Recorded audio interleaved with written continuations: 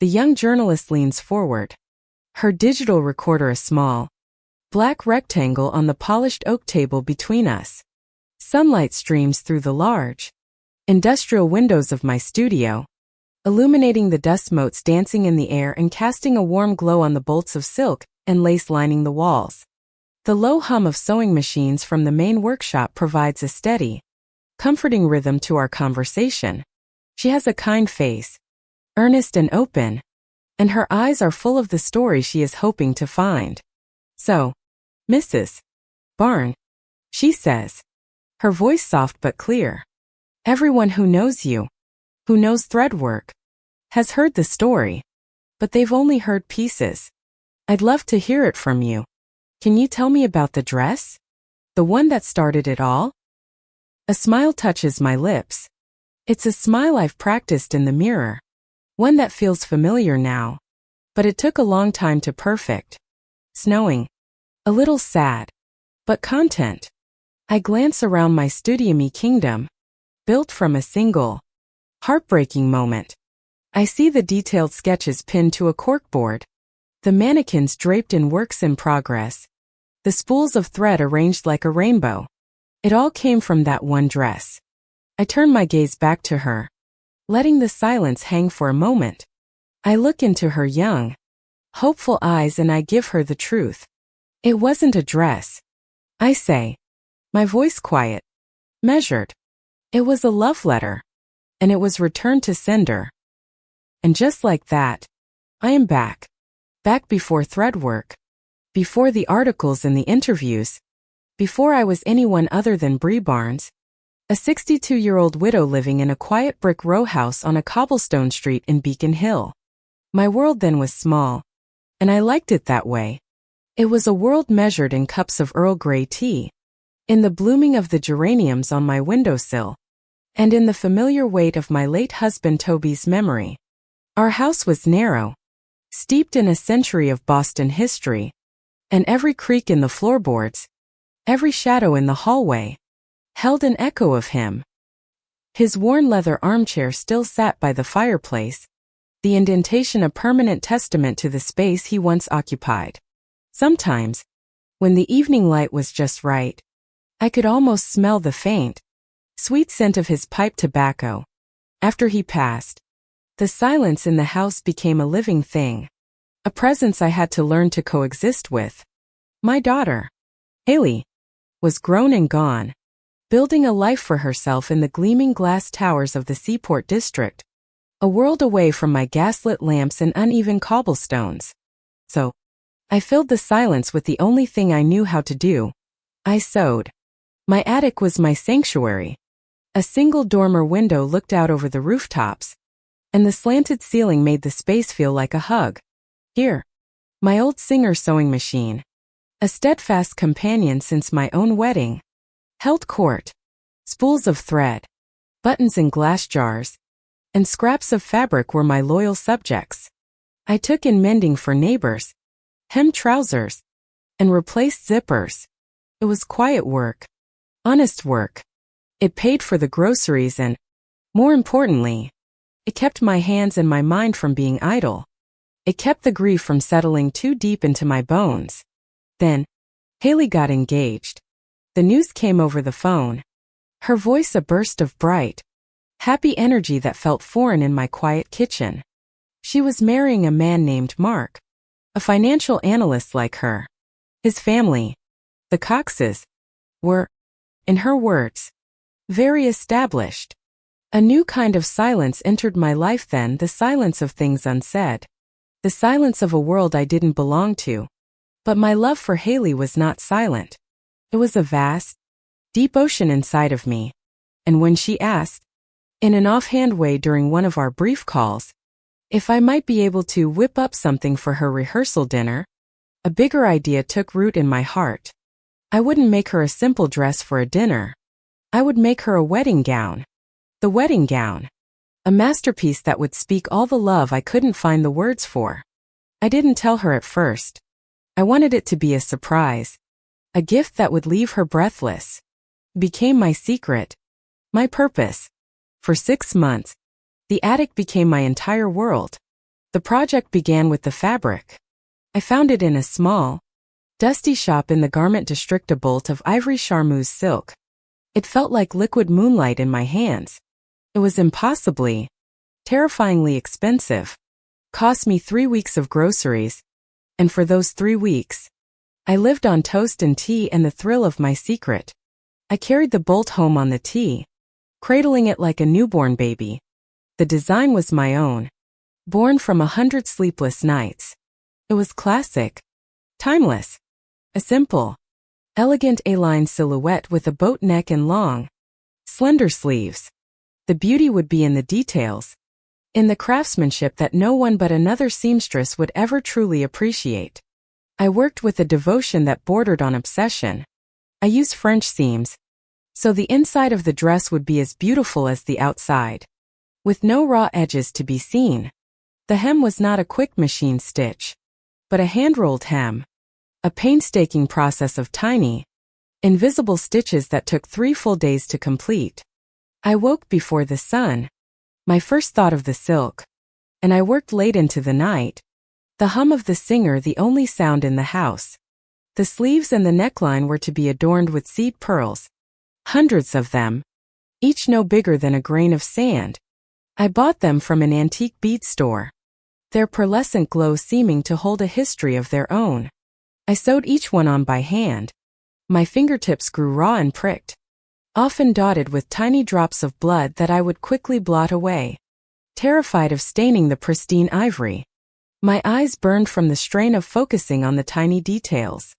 My back ached from hunching over the fabric for hours on end. But it was not a chore. It was a ceremony. With every stitch, I wove a memory into the fabric. The tiny pearls along the collar were for the day she was born. My perfect, tiny pearl. The smooth, uninterrupted flow of the silk down the skirt was for the easy, uncomplicated love of her childhood. As I worked the delicate seams on the sleeves, I remembered holding her small hand as she took her first steps. As I shaped the bodice, I thought of her leaning against me, her head on my chest. After her first heartbreak, this dress was not just silk and thread. It was my life as a mother, rendered in fabric. It was the physical manifestation of 40 years of love, of sacrifice, of pride. The dress was a timeline of my love for her. It was the only way I knew how to say, "You are my everything. I'm so proud of you. I wish you a lifetime of happiness." During those 6 months, my calls with Haley were my only connection to the world the dress was destined for. Her world sounded loud, fast, and expensive. She talked about cake tastings and floral arrangements that cost more than my monthly mortgage payment. She spoke of guest lists and seating charts with the gravity of a military strategist. "Mia wants us to use her calligrapher," she'd say, a new, slightly stressed tone in her voice. Mia was Mark's mother. The name was always spoken with a mixture of reverence and anxiety. "His fee is astronomical, Mom, but his work is on a whole other level." "That's nice, dear," I'd say, my fingers busy pinning a dart on the bodice. "And the venue is all set. The Fairmont Copley Plaza. The ballroom is just, it's a fairy tale. You'll see." I tried to picture it, but my imagination fell short. My own wedding had been in the backyard of my parents' house, with a potluck reception and a dress I had also made myself. It was a simple cotton eyelet dress, full of hope and youthful optimism. "Haley, honey, are you happy?" I asked once, a wave of concern washing over me. She sounded so managed. There was a pause. "Of course, I'm happy, Mom. Don't be silly. It's just a lot. This isn't like planning a small get-together. This is an event. Mia's helping a lot. She knows how these things are done."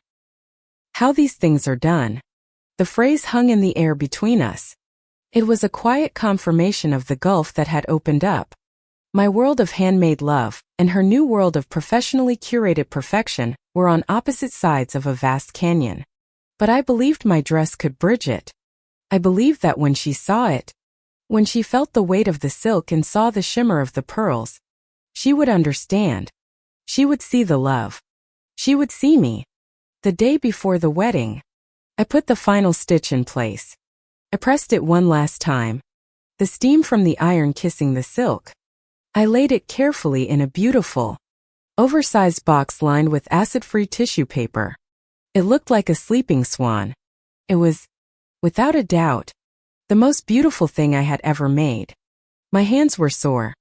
My eyes were tired. But my heart was full to bursting. I had poured my soul into that dress.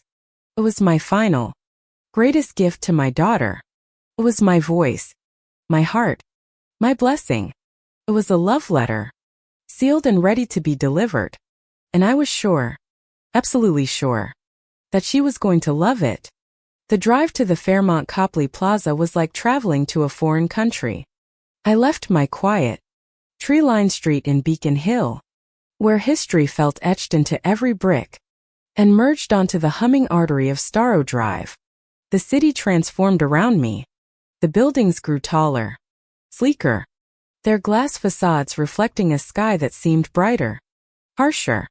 The Fairmont stood like a grand old queen at the edge of Copley Square, its ornate architecture a monument to a kind of wealth and status that was entirely abstract to me. I handed my modest sedan over to a valet who looked barely old enough to drive, feeling a pang of self-consciousness as it sat between a gleaming black Mercedes and a silver Porsche. The box containing the dress was on the passenger seat. Silent, precious passenger. I carried it carefully through the revolving doors, my heart thumping a nervous rhythm against my ribs. The lobby was a symphony of opulence. A cavernous space with a gilded ceiling, marble floors that echoed my sensible shoes, and enormous crystal chandeliers that dripped light like frozen diamonds.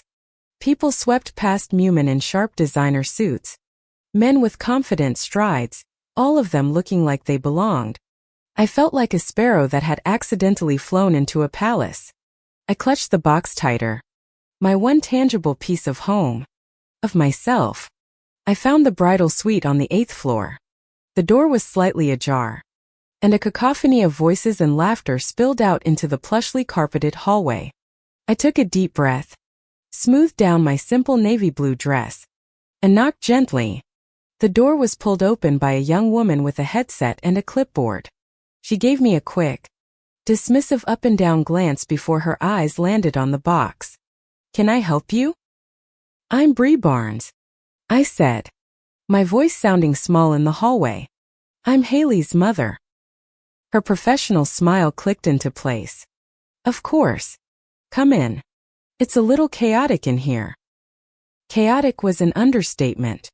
The suite was enormous, with sweeping views of the city, but it was crowded with people. There were bridesmaids in matching silk robes, a makeup artist with a galaxy of brushes and powders, a hairstylist brandishing a hissing flat iron, and a photographer circling the room, his camera flashing intermittently. In the center of it all, sitting in a tall chair like a queen holding court, was my daughter. Haley was beautiful. Her hair was swept up in an intricate style that must have taken hours, and her makeup was flawless. She looked like a porcelain doll, perfect and breakable. But as she laughed at something one of the bridesmaids said, her eyes didn't quite crinkle at the corners the way they usually did. There was a fragile, high-strung energy about her. She was a stranger in a beautiful costume. Before I could even reach her, a woman detached herself from a small group by the window and glided towards me. She was tall and impossibly thin, dressed in a dove-gray cashmere dress that probably cost more than my car. Her blonde hair was perfectly coiffed, her smile perfectly manicured. It didn't reach her eyes. Her eyes were sharp, analytical. They took in my simple dress, my lovingly handmade purse, and finally, the large white box in my hands. "You must be Bree," she said, her voice as smooth and cool as marble. "I'm Mia Cox. It's so lovely to finally meet you in person." She extended a hand, and I shook it. Her grip was firm, her rings cold against my skin. "It's a pleasure, Mia," I replied, trying to match her polite tone. Haley has told me so much about you, she continued, though her eyes suggested she hadn't retained any of it. Her gaze flickered back to the box. And what have you brought us? It's the dress, I said, a swell of pride momentarily overriding my nervousness. Her wedding dress. Mia's perfectly sculpted eyebrows rose a fraction of an inch. The dress? Oh, how thoughtful. You made it yourself. I understand. The way she said made it yourself was the same way one might say pulled it out of the trash. It was coated in a thin veneer of politeness, but the condescension underneath was sharp and clear. Yes, I said, my grip on the box tightening. I did. How quaint, she murmured, turning to lead me towards the whirlwind around Haley. Haley, darling, your mother is here with the dress. Haley's head turned. When she saw me, her professional bridal smile faltered for a second. A flicker of something real guilt? Anxiety? Crossed her face before it was gone. Mom, you made it. She stood up and gave me a quick, stiff hug, careful not to muss her hair or makeup. Her skin smelled of expensive perfume, not the familiar scent of ivory soap I remembered from her childhood. Of course, honey, I said, holding out the box. I wanted to give this to you. The room quieted slightly. The bridesmaids, the stylist, they all paused. Their curiosity piqued. I felt a dozen pairs of eyes on me as I placed the box on the large, canopied bed and carefully lifted the lid. I lifted the dress from its tissue paper nest. The ivory charmeuse silk seemed to drink in the light of the room, glowing with an inner luminescence. The tiny seed pearls shimmered delicately along the neckline. It hung from my hands, simple, elegant, and in my eyes, perfect. A hush fell over the room. For a brief, hopeful moment, I thought it was a hush of awe.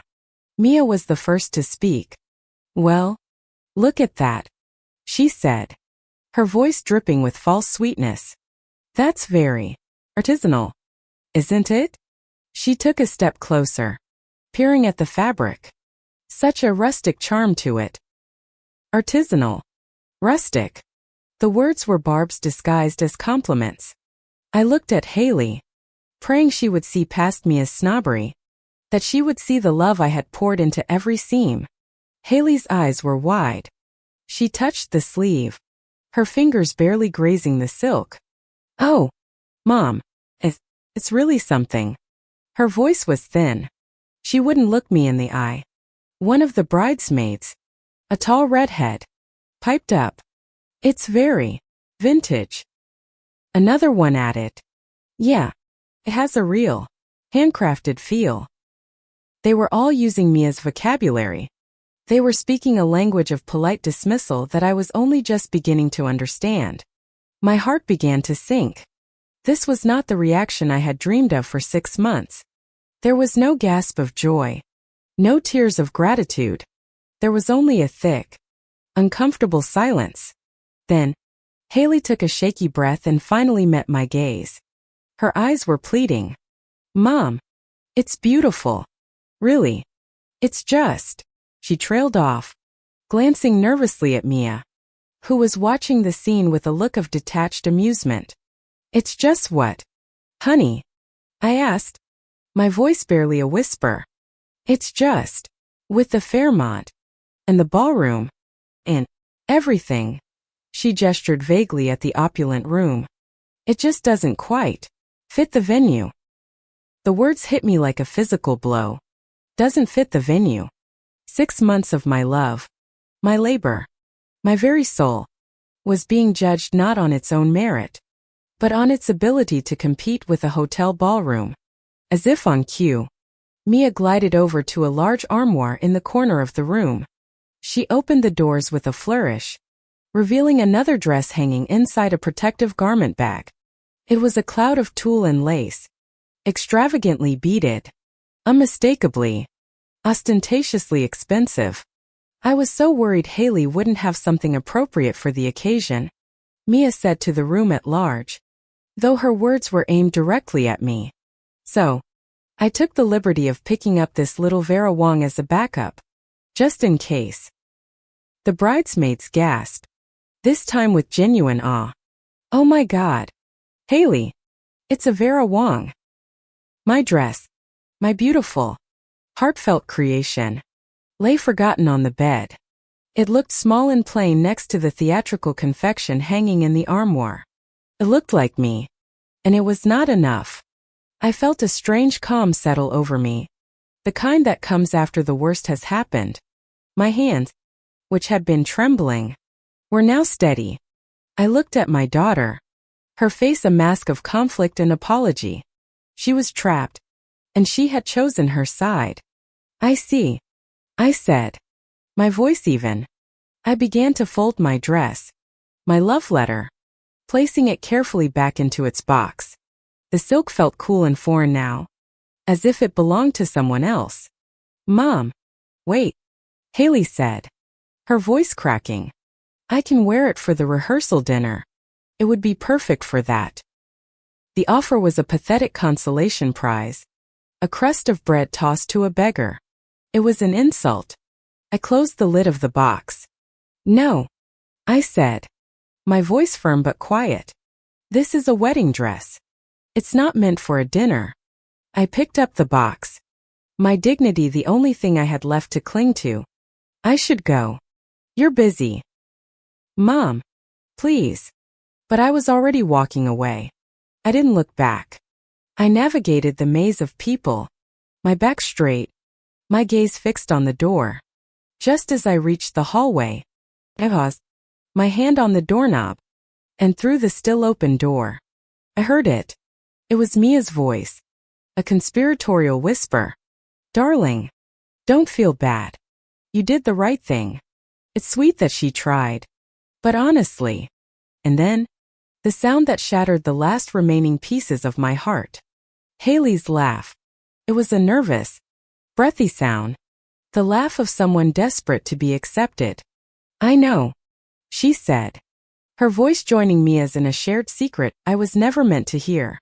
God, it looked like something from a thrift store. A thrift store.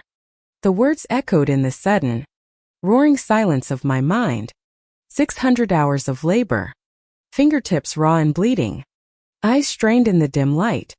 A mother's entire heart. Laid bare in silk and thread. Dismissed. Mocked. A thrift store joke. I didn't slam the door. I didn't cry out. I pulled the heavy door closed with a quiet, definitive click. I walked down the hall to the elevator, my steps even and measured. I pressed the down button and waited. The white box held firmly in my hands. The box felt incredibly heavy now, weighted down with all the love that had been rejected. As the elevator doors slid open, I saw my reflection in the polished brass. I saw a small, invisible woman in a plain navy dress. But something in my eyes had changed. The hurt was there, deep and vast. But beneath it, something else was being forged in the fire of that humiliation. It was something hard and unyielding. It was the beginning of an evolution. Quiet, seismic shift deep within my soul. The doors slid shut, encasing me in a small, silent box of polished steel. And as I descended, I knew, with absolute certainty, that I was leaving the old version of myself behind on the 8th floor. The ride home was a blur. I drove on autopilot, my mind a hollow cavern where Haley's words echoed relentlessly. Thrift store. Thrift store. Thrift store. Each repetition was a fresh twist of the knife. I parked the car in its usual spot on the street, walked up the familiar steps to my front door, and entered the house. The silence that greeted me was different now.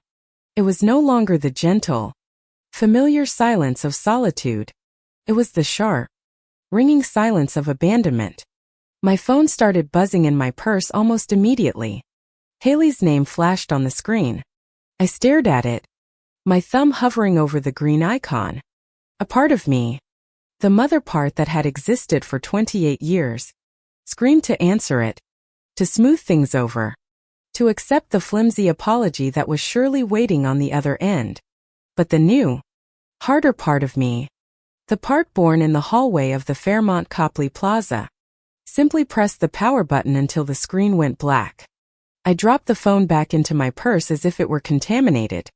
I carried the white box upstairs to my attic sanctuary.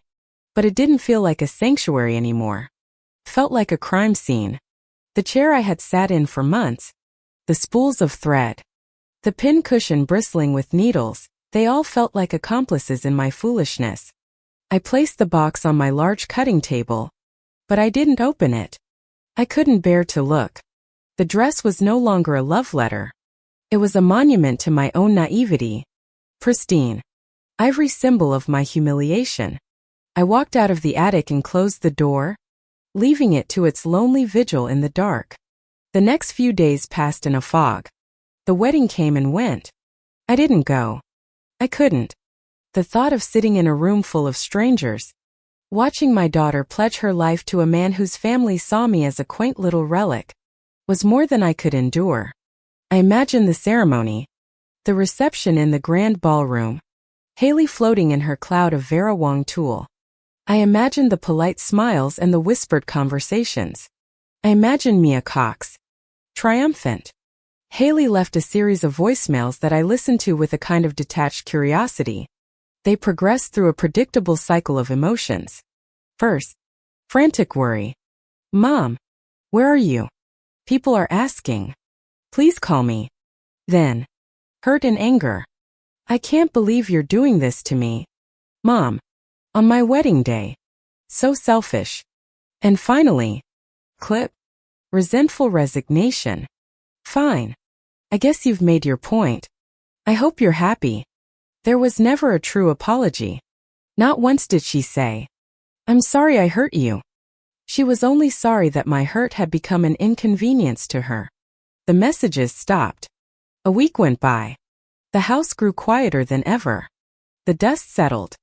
The geraniums on the windowsill began to wilt. I felt myself wilting with them, shrinking into the lonely space Toby had left behind.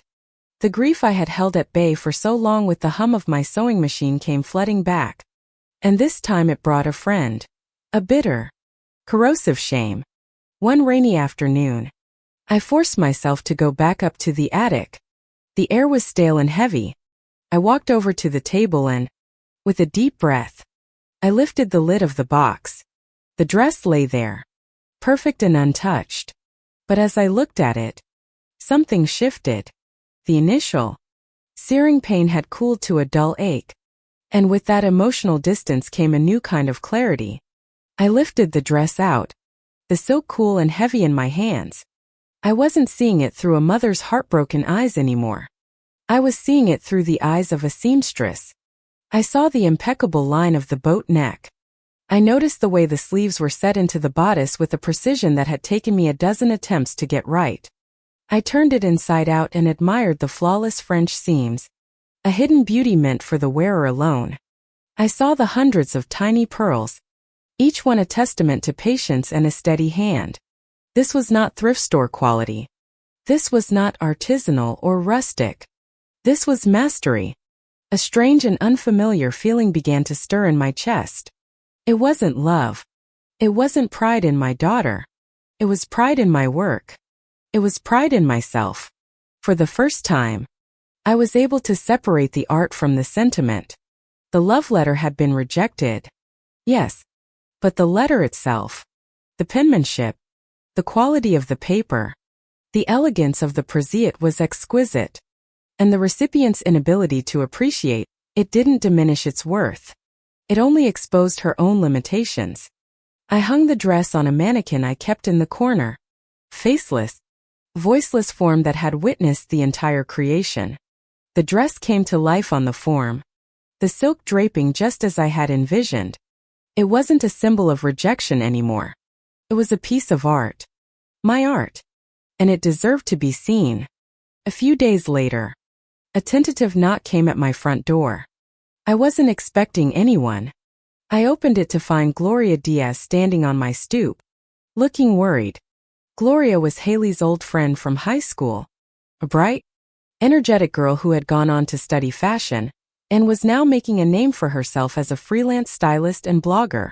Unlike Haley's new friends, Gloria had a raw, unfiltered honesty about her that I'd always liked. "Mrs. Barnes?" she said, her brow furrowed. "Hi. I'm so sorry to just show up like this, but I've been calling Haley, and she's being weird. I wanted to make sure you were okay. I was so sorry not to see you at the wedding." I should have closed the door. I should have given her a polite, meaningless reassurance. But looking into her genuinely concerned eyes, I felt the dam of my composure begin to crack. I just nodded and stepped back, letting her in. We sat in the living room, a pot of tea between us. I was vague at first, but Gloria was persistent in a gentle way. Haley said there was some kind of misunderstanding about the dress? She probed softly. I let out a short, bitter laugh. A misunderstanding? I suppose that's one way to put it. Something in my tone must have given me away. "Can I see it?" she asked. "The dress you made?" I hesitated. Showing her felt deeply vulnerable, like exposing a fresh wound. But then I thought of the dress standing upstairs in the attic, a silent testament to my skill. This girl, this fashion professional, she would understand. She would see. "All right," I said, and I led her up the narrow stairs to the attic. The moment we stepped into the room, Gloria stopped dead. Her professional, slightly jaded demeanor dissolved. Her eyes widened, and her mouth fell open slightly. She didn't look at me. She looked only at the dress on the mannequin. "Oh my God," she breathed. It wasn't an exclamation. It was a prayer. She walked towards it slowly, as if approaching a sacred object in a museum. She didn't touch it at first. She just circled it, her eyes taking in every detail. "The drape of this charmeuse is perfect," she murmured, more to herself than to me. "Look at the tension in these seams. It's flawless." She finally reached out a tentative hand and gently touched a sleeve. "Are these French seams? On the inside?" I nodded, my throat tight. "And the pearls? You sewed these all by hand?" I nodded again. She finally turned to look at me, her eyes shining with a mixture of awe and outrage. "Brie, may I call you Brie? This is not a handmade dress. This is couture. This is actual, legitimate couture. The level of craftsmanship. This is museum quality. I've seen dresses from the big Parisian houses that aren't this well made." Tears pricked my eyes. It was the validation I didn't even know I was starving for. To have someone with an expert eye see my work, my skill, and recognize it for what it was like a healing balm on a burn. "Haley didn't wear this?" Gloria asked, her voice low and incredulous. I shook my head. The story lodged in my throat. "What did she wear?" "A Vera Wang," I managed to say. "A gift from Mia." Gloria's face hardened. She understood everything in that one moment. The family pressure, the snobbery, the casual cruelty of the rich. "That woman," she said, her voice laced with contempt, "wouldn't know quality if it slapped her across the face. She only knows price tags. And Haley, oh, Brie, I'm so sorry." In that moment, Gloria and I were no longer my daughter's mother and my daughter's friend. We were two women, two artisans, united in our appreciation for a beautiful thing and in our quiet fury at the ignorance that had dismissed it. We went back downstairs, and the story tumbled out of meth scene at the hotel, the condescending words, and finally, the ultimate wound thrift store. Gloria listened, her anger growing with every word. "Are you kidding me?" she finally exploded, jumping to her feet and pacing my small living room. "A thrift store? That dress is a masterpiece. It belongs on a bride who will weep with gratitude. Not on someone who would throw it away for a brand name." She stopped pacing and looked at me, an idea igniting in her eyes. "My cousin, Ella," she said, her voice electric with sudden inspiration. You remember Ella? My cousin. The social worker? I vaguely recalled a sweet, dark-haired girl from a family picnic years ago. She's getting married next month. Gloria continued, talking fast. Her fiancé is a teacher. They're doing it all on a shoestring budget. She bought a dress off the rack at a department store. And she hates it. But it's all she can afford. Bree. She looked from me to the ceiling. In the direction of the attic. That dress. It's a size 6. Right? Ella is a perfect size 6. The suggestion hung in the air. Give my dress. My soul. My rejected love letter. To a near stranger? The thought was both terrifying and liberating. For 6 months, that dress had been destined for Haley. It was imbued with her. With my love for her. To give it to someone else felt like a betrayal of that original purpose. But what was its purpose now? To stand in a dark attic and collect dust? To be a lifelong reminder of my deepest hurt? Gloria saw the hesitation in my face. Just let her try it on. She urged gently. No pressure. But Bree, a dress like that, it's meant to be worn. It's meant to make someone happy. It's meant to be part of a love story. Her words resonated deep within me. The dress wasn't just mine anymore. It had a life, a destiny of its own. Maybe its destiny wasn't to be a gift for Haley. Maybe its destiny was simply to be worn by a bride who deserved it. Okay, I said, the word feeling momentous. A turning point. She can try it on. Ella Sanchez was as lovely as I remembered, with kind, dark eyes and a smile that seemed to radiate genuine warmth. She arrived with Gloria a few days later, looking nervous and deeply apologetic, as if she were imposing on me in some profound way. Mrs. Barn, Gloria told me, but please, this is too much. I completely understand. She stammered, twisting the strap of her purse. It's such a personal thing. It's Bree, I said, offering her a small smile. And it's just a dress. Ella, let's go see if it fits. The three of us trooped up to the attic. When Ella saw the dress on the mannequin, her reaction was completely different from the one in the hotel suite. There was no polite assessment, no search for the right, careful words. Her hands flew to her mouth, and her eyes filled with unabashed tears. Oh, my goodness, she whispered. It's the most beautiful dress I have ever seen. It wasn't an exaggeration. It wasn't flattery. It was the simple, unvarnished truth of her heart. And it was more healing than 1,000 of Haley's frantic, self-serving voicemails. I helped her into it. As I zipped up the back, it was as if the dress let out a contented sigh. It fit her perfectly. The boat neck framed her collarbones. The long sleeves hugged her arms. And the ivory silk fell in a flawless, shimmering column to the floor. She turned to face the long mirror leaning against the wall, and the last of her nervous energy vanished, replaced by a quiet, radiant awe. She was no longer Ella, the social worker with a tight budget. She was a bride. The dress didn't wear her. She inhabited it. It didn't look like a costume or a statement. It looked like it was a part of her. She breathed, unable to look away from her own reflection. I feel beautiful. Gloria was beaming, tears in her own eyes. You are beautiful, she said. Bree, look.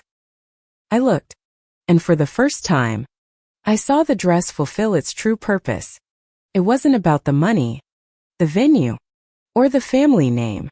It was about this moment, the transformation of a woman into a bride, not by an expensive label, but by the power of something made with love and skill. The dress had finally found its home. It had found the person it was always meant for. It's yours, I said, my voice thick with emotion. If you'll have it. Ella turned to me, her face a portrait of disbelief and overwhelming gratitude. Are you serious? I could never. I couldn't possibly afford something like this. It's a gift, I said firmly. On one condition. That you feel nothing but joy when you wear it. Ella burst into tears and threw her arms around me. She was a stranger. Yet in that moment, her hug was more real and more heartfelt than the stiff, perfunctory one Haley had given me in the hotel. It was a hug of pure, unadulterated happiness. The hole in my heart, the one carved out by my own daughter, began to feel a little less cavernous. A month later, Gloria sent me a link to a private online photo gallery. The subject line was, "The Dressmaker of Beacon Hill." Clicked it open. There were dozens of photos of Ella and her new husband, a kind-faced man who looked at her as if she were the only person in the world. The wedding was in a public garden, simple and beautiful, surrounded by close friends and family.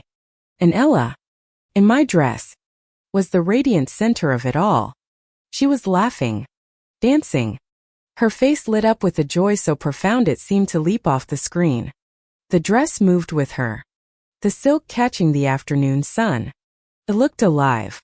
It looked happy. At the bottom of the gallery, Gloria had written a short note. The dress was the talk of the wedding. Brie. Everyone wanted to know where she got it. I told them her fairy godmother lived in Beacon Hill and spun silk from moonbeams. They almost believed me. I closed my laptop. A real, genuine smile on my face for the first time in weeks. The wound was still there. But it wasn't festering anymore. It was beginning to scar over. And the scar tissue, I realized, was stronger than the original skin. The next morning, my phone rang. It was Gloria. And she sounded like she had consumed a gallon of coffee. "Brie, you are not going to believe this," she said, her voice buzzing with excitement. "Do not get mad. Well, you can get a little mad. But wait until you hear the whole thing." "Gloria, what did you do?" "Okay. So, last night I was feeling a little, let's say, indignant on your behalf. And I may have posted one of the wedding photos on my Instagram." My heart sank. "Gloria. No. Wait. Let me finish." It was the one of Ella laughing, where the light is hitting the pearls on the sleeve just right. It's a gorgeous shot. And in the caption, I told the story. "What story?" I asked, my voice trembling slightly. "The real story. I didn't use any names. Of course. I'm not a monster. I just wrote about an unsung genius. A master seamstress in Boston who poured her heart into a couture-level gown for a special occasion, only to have it rejected by someone with more money than taste. And how that masterpiece then found its way to a deserving bride who wore it like a queen. I called you the dressmaker of Beacon Hill. I tagged a few local wedding blogs, a couple of fashion editors I know. I just wanted your work to get a little bit of the credit it deserved." I was horrified. My private humiliation, broadcast to the world. "Gloria, how could you? That was my story, not yours to tell." I know, and I am so sorry if I overstepped," she said, her voice softening. "But Brie, you need to look at the post. Something is happening." My hands were shaking as I pulled up Instagram on my laptop. I hadn't used the app in years. I found Gloria's profile, and there it was. The picture of Ella was stunning, but it was the caption, and the comments below it, that made my breath catch in my throat. Gloria had written a beautiful, impassioned tribute to anonymous, unrecognized artistry. She wrote about the sanctity of handcrafted things in a world of fast fashion. She praised the invisible stitches, the perfect seams, the love that was the most expensive material of all. And the comments, there were hundreds of them. This story made me cry. What a beautiful dress and a beautiful sentiment. I would kill for a dress with that kind of story behind it. Where can I find this dressmaker of Beacon Hill? I'm getting married next year. This is what fashion should be about. Not labels. Art. My mother made my wedding dress too. This hits home. Thank you for sharing. The post had been shared. And shared again. A Boston wedding blog had reposted it. Then a bigger, national one. The likes and comments were multiplying by the minute. It was a snowball of validation, rolling downhill and getting bigger and bigger. All for me. I was reading praise from complete strangers, people who could see the value that my own daughter had been blind to. My phone rang again. It was Gloria. Are you looking? Going viral. Brie. Viral. I see that. I stammered. Overwhelmed. The DMs are flooding in. She said. Her voice giddy. People want to order dresses. People want to know who you are. A producer from a local morning show just emailed me. Brie, this is a thing. I stared at the screen, at the outpouring of support and admiration. For so long, my world had been defined by a quiet life, by my role as Toby's wife and Haley's mother. My talent was a private, domestic thing, a hobby that earned me a little pocket money. But the world was suddenly telling me it was more than that. It was a skill. It was a business. It was an identity. Brie, Gloria said, her voice suddenly serious. You have a choice to make. You can let this just be a nice little moment on the internet, and it'll fade away by tomorrow. Or, you can grab it. You can take this moment and build something from it. Something for yourself. The idea was terrifying. It was audacious. Me? A business owner? At 62? What are you suggesting? I asked, though I already knew. I'm suggesting we give the people what they want. Let's start a brand. Threadwork. Maybe. Or we can keep the dressmaker of Beacon Hill. We can make custom, couture-level gowns for women who appreciate artistry over labels. Women like Ella. Women whose stories deserve to be told in the very fabric they wear. She paused, then added gently, you could be the artist, Brie, and I could handle the business side. I could be your partner. My mind was reeling. It was too much. Too fast. My quiet life. My safe routines. My predictable solitude. All of it was being threatened by this sudden, terrifying opportunity. It would mean taking a risk. A real risk. It would mean stepping out of the shadows of my grief and my past and into the harsh, bright light of public view. I don't know. Gloria. I whispered. I don't have any money for that sort of thing. All I have is this house. So use the house. She said. Her voice firm. Brie. You've spent your whole life investing your love and your energy into other people, into Toby. Into Haley. When was the last time you invested in yourself? Her question struck me with the force of a physical blow. When was the last time? Had I ever? My identity had always been tied to someone else. I was a wife, a mother, a widow. The role of just Brie was one I had never tried on.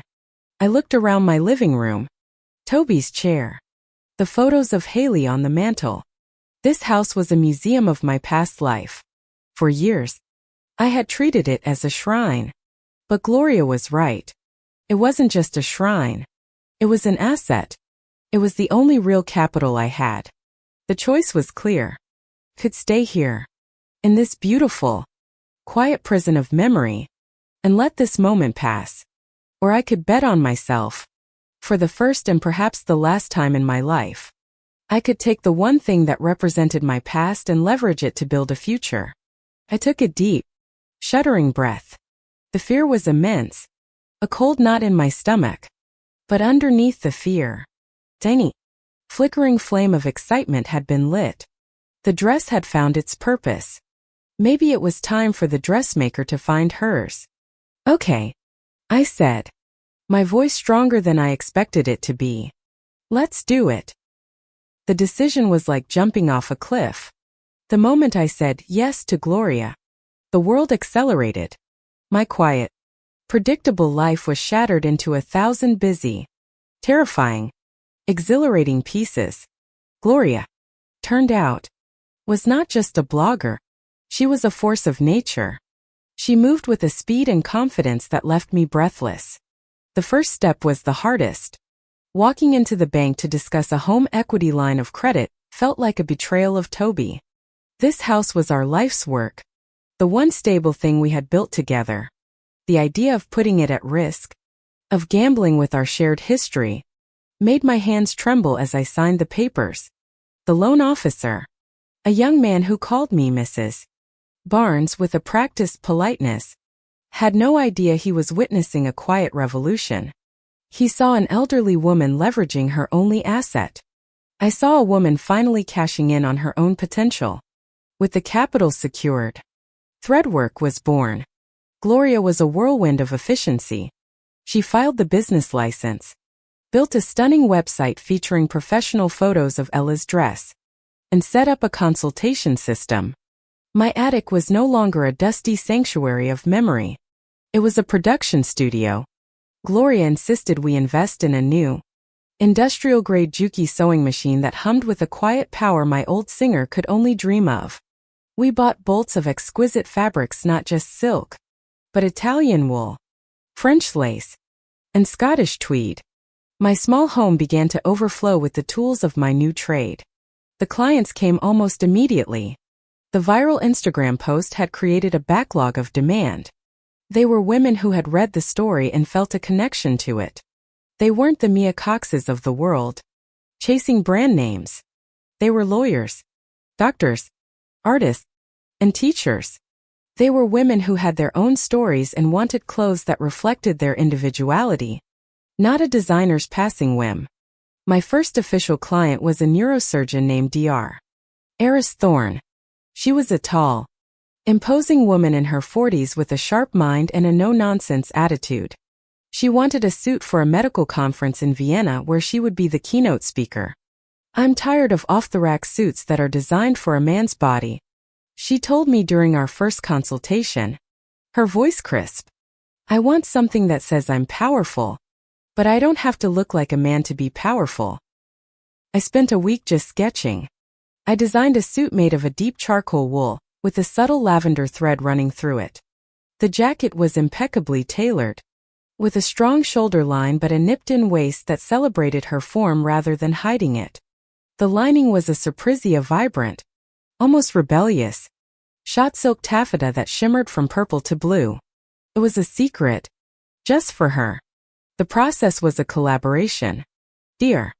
Thorne came for 3 fittings, standing patiently as I pinned and tucked, my mouth full of pins. We talked.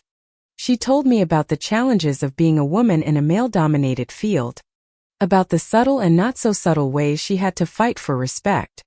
I told her about the way a French seam provides inner strength, how a perfectly balanced shoulder pad can change the way you carry yourself. We weren't just making a suit. We were building armor. When she put on the finished suit, she stood before the mirror in my attic, and I saw her transform. She stood taller. Her shoulders squared. A slow, confident smile spread across her face. "This," she said, her voice softer than I'd ever heard it. "This feels like me." That became the mission of Threadwork. We weren't just sewing clothes. We were helping women feel like themselves. Each garment was a story. A wedding dress for a woman marrying her high school sweetheart after 20 years apart. A flowing velvet coat for a poet giving her first public reading. A simple, elegant linen dress for a grandmother to wear to her grandson's christening. My life had a new rhythm. It was no longer the slow, quiet rhythm of grief. It was the staccato snip of scissors, the steady hum of the Juki, the excited chatter of clients, and Gloria's whirlwind energy orchestrating it all. We hired 2 other seamstresses, both women in their 60s like me, who had been retired or widowed and were looking for purpose. My quiet house became a hive of female creativity and commerce. The lonely silence was replaced by laughter, by shared stories, by the quiet solidarity of women who understood the language of needle and thread. I was happier than I had been in years. I was energized, fulfilled. I was no longer just Toby's widow or Haley's mother. I was Bree Barnes, the founder and chief artisan of Threadwork. The name carried weight. It meant something. And then, the phone call I had been dreading and expecting for months finally came. It was Haley. I was in the middle of draping a bolt of silk when my phone, the new smartphone Gloria had insisted I get, rang with a number I didn't recognize. I answered. My voice the professional, slightly brisk tone I now use for business. Thread work. Bree speaking. There was a pause on the other end. Mom? My heart did a little flip-flop. Her voice was hesitant, unsure. It was the voice of a stranger. Haley, I said, my own voice suddenly cool, guarded. I saw an article, she said, in Boston Magazine. The Beacon Hill couturier reinventing slow fashion. There was a picture of you. She sounded bewildered, as if the concept of me existing outside the four walls of her childhood home was impossible to comprehend. Yes, I said, waiting. I didn't know. She stammered. You started a business? With Gloria? The unspoken accusation was clear. Without me? Without telling me? We've been quite busy, I said, my tone polite but distant. I refused to let her pull me back into the old dynamic, the one where I was expected to manage her feelings. Wow. That's great. Mom. Really? This little sewing thing you've always done.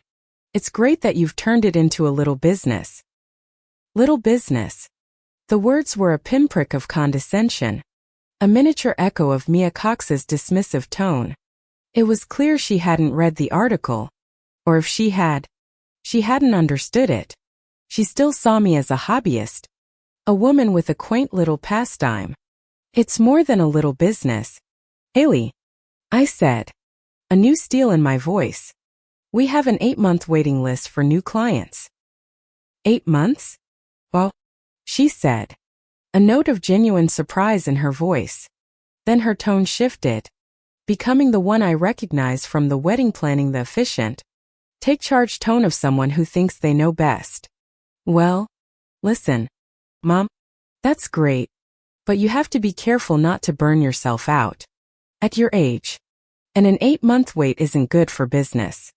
It drives customers away. Mark and I were just talking about supply chain management. Maybe I could look at your process. We could streamline things. Find cheaper suppliers for your materials. Maybe simplify the designs to increase output. I felt a cold rage rise in my chest. It was the hotel suite all over again. She was, once again, looking at my art and seeing only flaws. Seeing only things to be made cheaper, faster, more commercial. She was trying to turn my couture into a factory assembly line. She was trying to turn threadwork into the very thing it was created to fight against. No. Thank you. Haley. I said, my voice dangerously quiet. What? Mom? I'm just trying to help. This is my world. I know how to scale a business. You know how to scale a business, I said, the words sharp and precise. I know how to build a legacy. And you don't do that by using cheaper materials. You do it with quality and integrity. Things you don't seem to understand. The silence on the other end of the line was thick with shock. I had never spoken to her like that in my entire life. The old Bree, the accommodating, peacekeeping mother, would have swallowed her anger and let Haley steamroll her with well-intentioned but insulting advice. The new Bree, the founder of Threadwork, was not having it. I have to go. Haley, I said, my tone final. I have a client coming for a fitting. Mom, wait. I hung up. My hand was shaking, but not from fear or sadness. It was shaking with the force of my own power. I had stood up for myself. I had stood up for my work. I had drawn a boundary, clear and bright. Gloria, who had been quietly cutting a pattern at the other end of the room, looked up at me. She had heard my side of the conversation. Her expression was a mixture of concern and fierce pride. You okay? She asked softly. I took a deep breath, the anger slowly receding. replaced by a sense of profound, earth-shaking clarity. I had spent so long defining myself by her, seeking her approval, shaping my life around her needs. Now, for the first time, our roles felt reversed. She was the one on the outside, looking in, trying to find her place in my world. And I was the one deciding whether or not to let her in. Yes, I said. And I was surprised to find that it was the absolute truth. I'm perfectly okay. The success of Threadwork became a story that Boston loved to tell. It was a classic underdog narrative, the quiet, overlooked artisan who, after a lifetime of honing her craft in obscurity, finally gets her due. The Boston Magazine piece was followed by a segment on the local news, which then got picked up by a national morning show.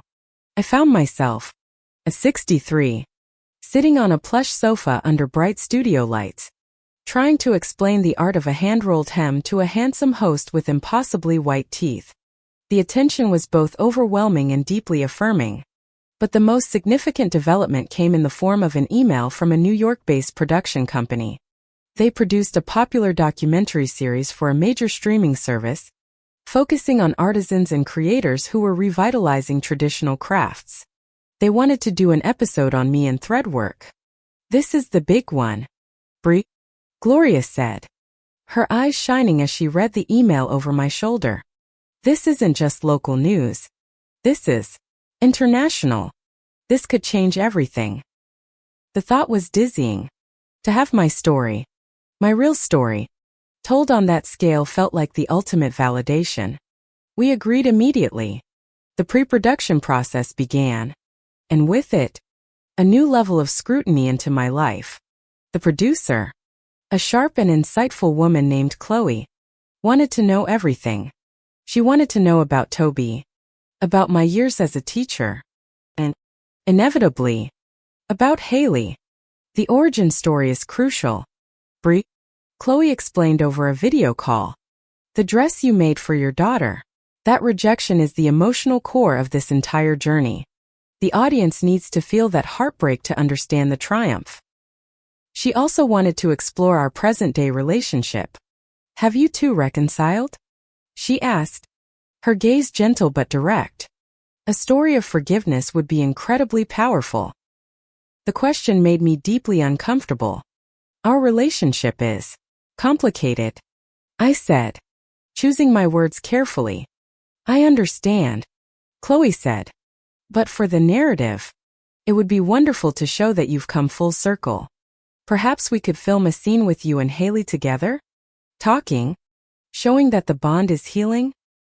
I didn't commit. The thought of performing a reconciliation for the cameras felt deeply dishonest.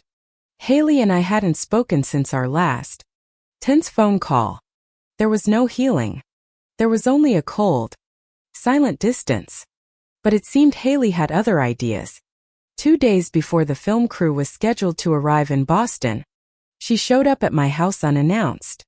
By now, Threadwork had outgrown my attic. We had taken over the entire ground floor of my home, turning the living room and dining room into a beautiful, open-plan studio and showroom.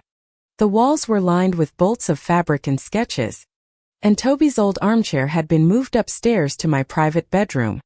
The space was bright, busy, and full of life. It was unrecognizable as the quiet, lonely house Haley had grown up in.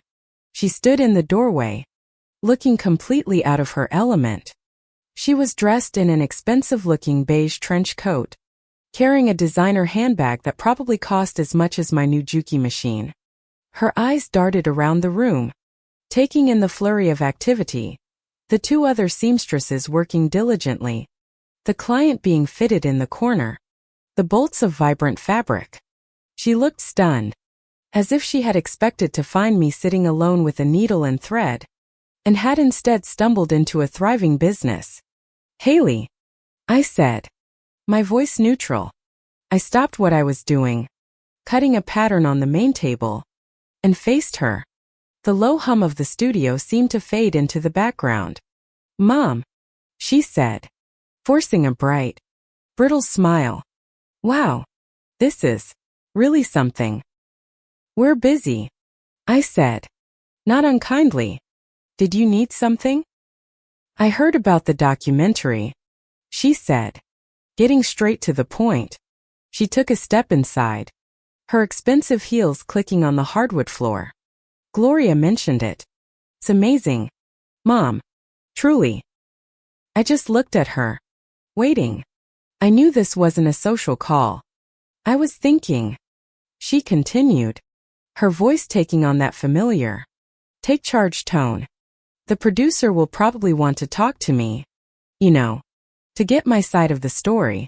About the misunderstanding with the dress. There was no misunderstanding. Haley, I said, my voice quiet but firm. You called my work something you'd find in a thrift store. I heard you. A flicker of shame, or perhaps just irritation at being called out, crossed her face. I was stressed. Mom, it was my wedding day. I didn't mean it. I thought we were past that. You thought we were past that. I corrected her gently. You were past it the moment you said it. I've been living with it. She took a deep breath, visibly changing tactics. The brittle smile returned. Well, that's exactly what I wanted to talk to you about. For the documentary, I think it's really important that we present a united front. That we show them that we've moved on. That we've reconciled. It makes for a better story. A happy ending.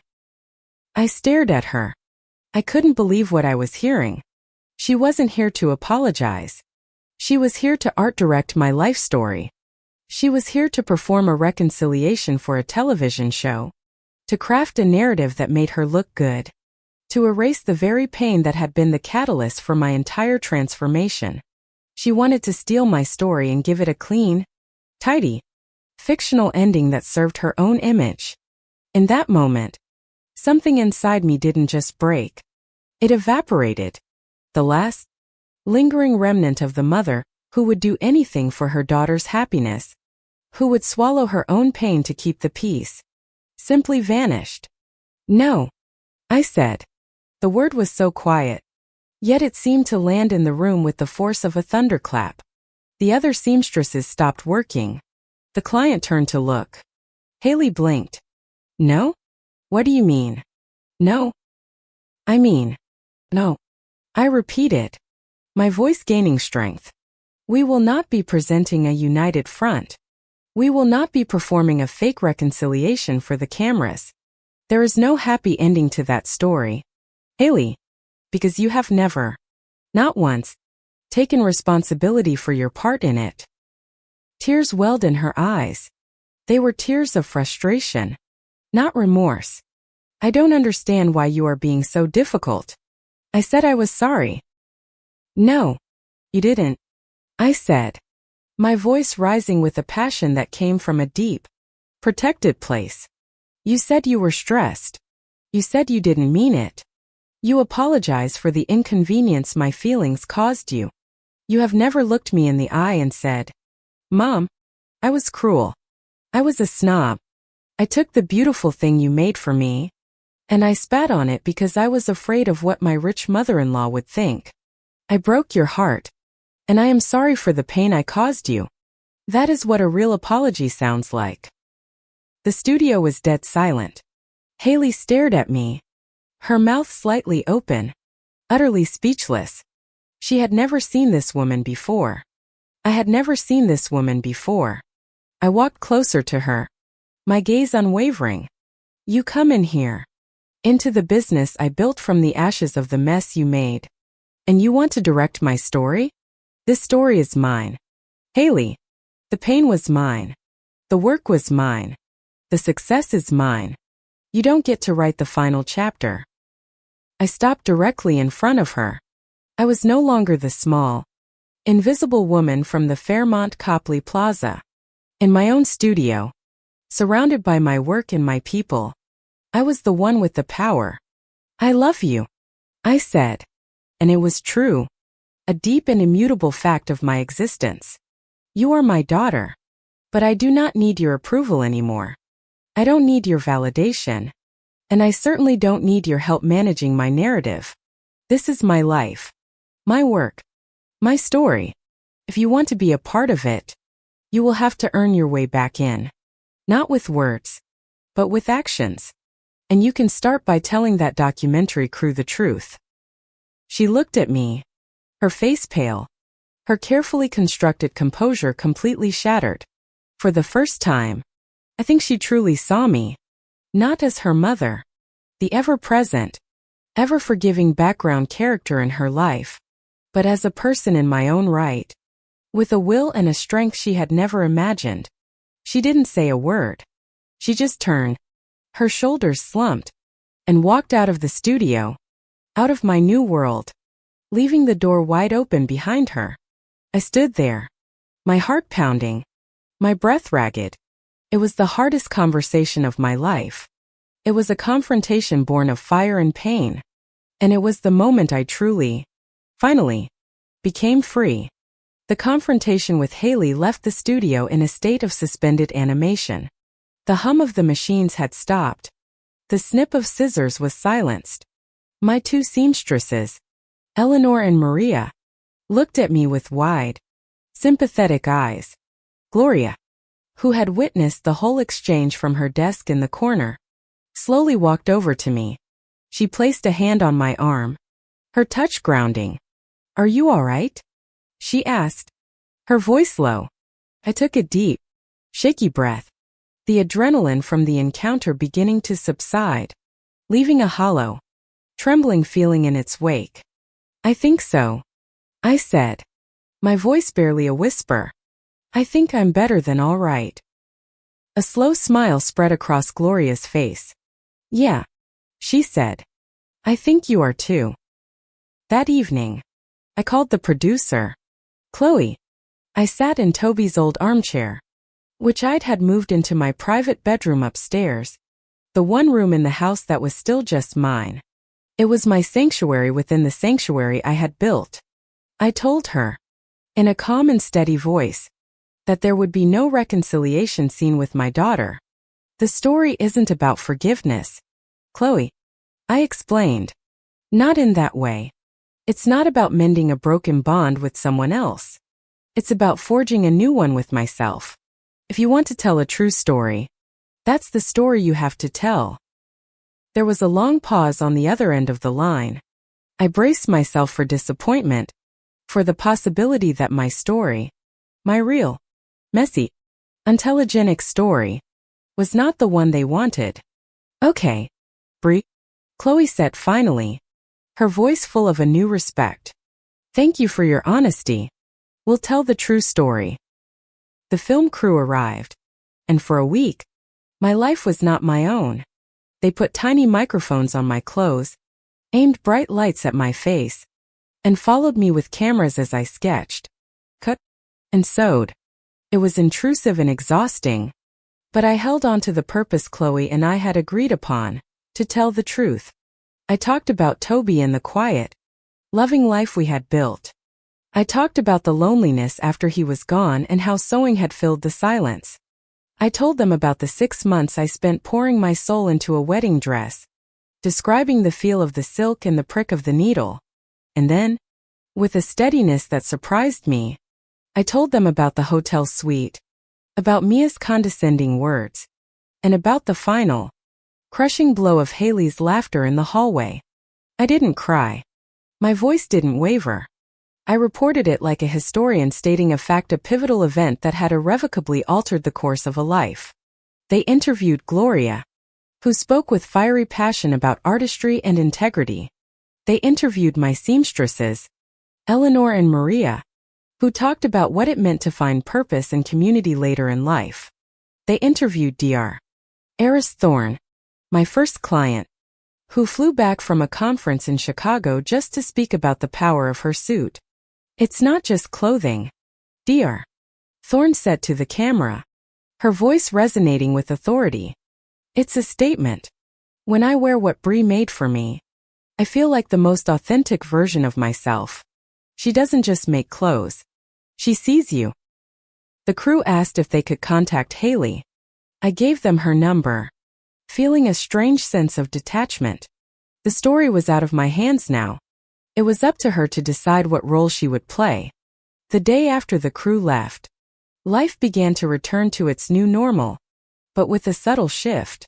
The telling of my story had solidified it, not just as a narrative for a documentary, but as the foundation of my own identity.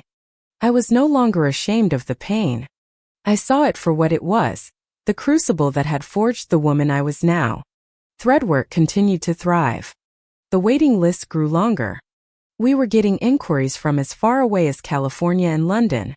Gloria was already scouting locations for a second workshop, perhaps in Seattle or Charleston, talking about training a new team of seamstresses, spreading the threadwork philosophy of craftsmanship and personal storytelling. My little house in Beacon Hill had become the epicenter of a quiet but powerful movement. It was a place where women's stories were honored, where their bodies were celebrated, not criticized, and where their inner strength was given an outer form. I found a new rhythm, a new peace. I found joy in the work itself, the challenge of a difficult design, the satisfaction of a perfect seam. I found deep, sustaining friendship with Gloria, Eleanor, and Maria. We were a family of our own making, bound by shared purpose and mutual respect. I had learned the hardest and most important lesson of my life, that love without respect is just a prettier word for servitude. For years, I had served my love for Haley, sacrificing my own feelings to maintain a fragile peace. Now, I served my work, my clients, and most importantly, my own self-respect. And the fulfillment I found was deeper and more real than any I had known before. I no longer defined myself as a wife or a mother or a widow. I was Bree Barnes, artist, entrepreneur, founder. It was a title I had earned. It was a name that was entirely my own. One afternoon, about a month after the filming, a small, elegant envelope arrived in the mail. It was addressed to Bree Barnes, Threadwork. The handwriting was unfamiliar. Inside was a simple note card and a check. The check was for a substantial amount of money, enough to cover the cost of the Vera Wang dress. And then some. The note was from Mia Cox. It was short, and the handwriting was a precise, controlled script. Bree. It read. I saw the documentary. My son showed it to me. I had no idea about the circumstances of the dress you made. What my son and Haley did in keeping that from me was wrong. What I said in that hotel room, however, was my own failing. It was born of ignorance and snobbery. There is no excuse. Your work is magnificent. The enclosed is not an apology. As I know some things can't be bought, consider it a long overdue payment for a piece of art I was too blind to appreciate. I wish you continued success. I stared at the check, at the crisp, formal signature of a woman I had despised. It wasn't forgiveness. It wasn't friendship. But it was acknowledgement. It was respect. I folded the check and put it in the business account. Quiet. Final closing of a painful chapter. But the chapter with Haley remained open. I didn't know if she had participated in the documentary. I didn't know if she had seen it. I had not heard a word from her since the day she walked out of my studio. A part of me, the small, persistent mother part, ached with the silence. But the larger part of me, the woman I had become, knew that the silence was necessary. The next move had to be hers. And it had to be genuine. I was working on a new design. A wedding dress for a young architect who wanted something modern, structured, and unconventional. I was sketching at my desk, the late afternoon sun slanting through the windows, when I heard the bell over the studio door jingle. I looked up. It was Haley. She looked different. Her hair wasn't perfectly styled. She wore simple jeans, sweater, and no makeup. She looked younger, more vulnerable.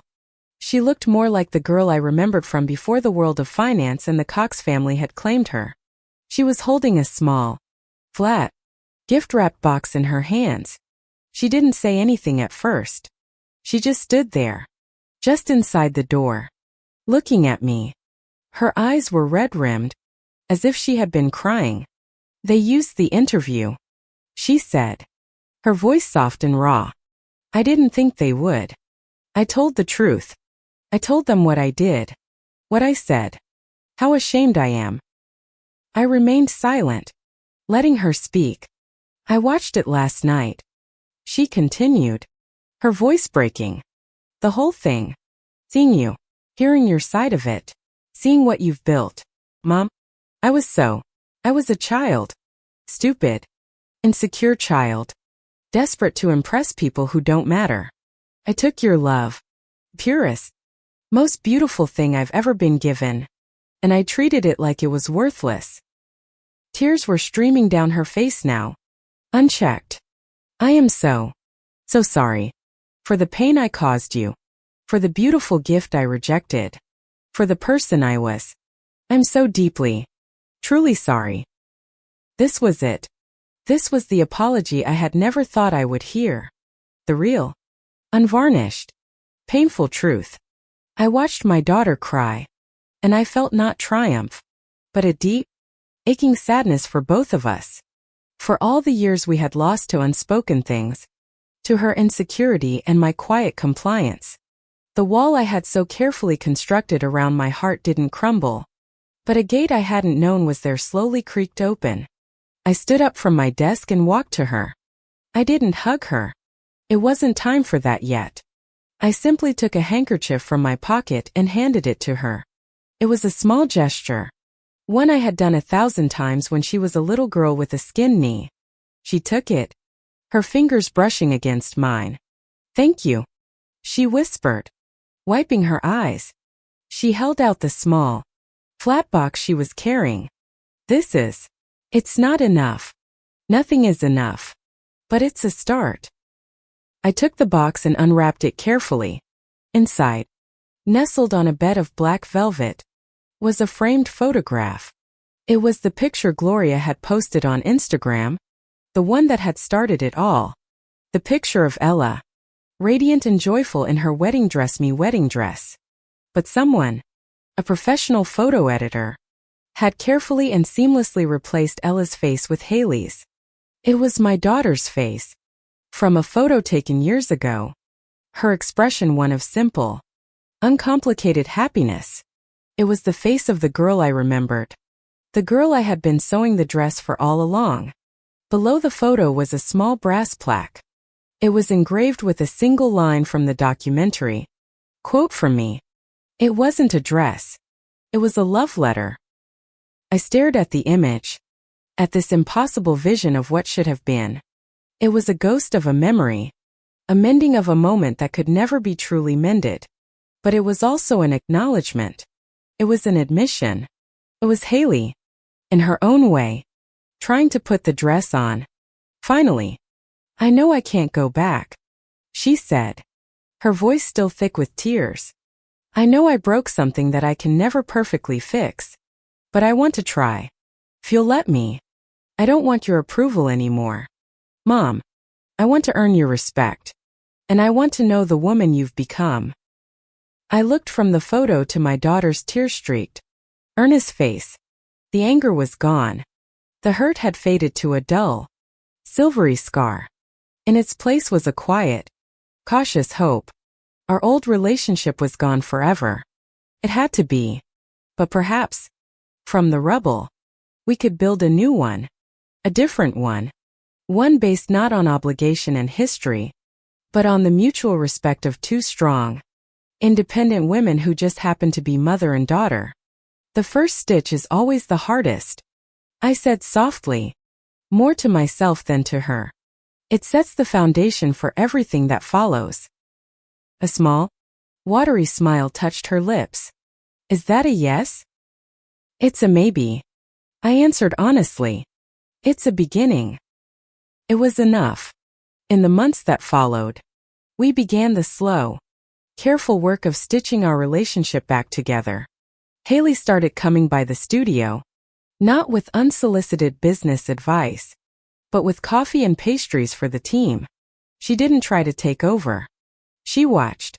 She listened. She learned the names of our clients and the stories of their dresses. She sat on a stool in the corner and watched me work. Her expression one of quiet awe. The same look I saw on the faces of new clients. She was, finally, seeing me. She and her husband separated. It was an amicable split. She told me. A mutual recognition that they had been performing a life, not living one. She moved into a small apartment in the North End, a neighborhood of narrow streets and historic brick, much closer to my world than to Mia Cox's. She was starting over, just as I had. One day, she came to me with a formal request. She wanted to commission a piece from Threadwork. "I'm starting a new job next month," she said. A new, quiet confidence in her voice. A small nonprofit that helps women start their own businesses. I want a suit. Something that feels like me. The new me. I looked at my daughter. Truly looked at her. I saw the ghost of the girl she had been. But I also saw the woman she was fighting to become. Resilient. Humbled. Strong. "I think I have just the design," I said. My life had found its beautiful, unexpected rhythm. Threadwork was expanding, opening a second location in Seattle, run by a talented young designer I had mentored. My home in Beacon Hill remained the heart of the operation, the couture studio where the most special pieces were made. It was no longer a house of ghosts and memories, but a living, breathing testament to the power of reinvention. It was a place of joy. I often think about that first wedding dress. It was born of a mother's desperate, unconditional love, a love that was, in its own way, blind. It was a love that needed to be rejected in order to be transformed. The pain of that rejection was the fire I had to walk through to burn away the woman I was, and become the woman I was meant to be. Tonight, I am in my studio. The house is quiet. The day's work is done. But I am not ready to rest. I am starting a new project. On the mannequin in the center of the room, a new dress is beginning to take shape.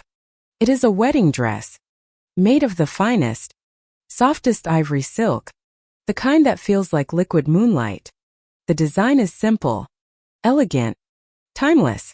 I pick up my needle. It's I already threaded. I sit in my chair, the fabric light and full of promise in my lap. I am about to make the first stitch. It is not a stitch of obligation or desperate love. It is not a stitch of pain or expectation. It is a stitch of grace. A stitch of hope. A stitch of two women finding their way back to each other. On new terms. It is the first stitch on a wedding dress for a client who knows its story, who cherishes its maker, and who has, finally, truly earned it. My whole life, I realize, has been a practice run. Every hem I've sewn, every seam I've perfected, was just practice for this particular design, the one woven from resilience, independence, and the quiet, fierce freedom of my own making. My revolution, which began with a single, rejected thread, was complete, and now I could begin to sew the future.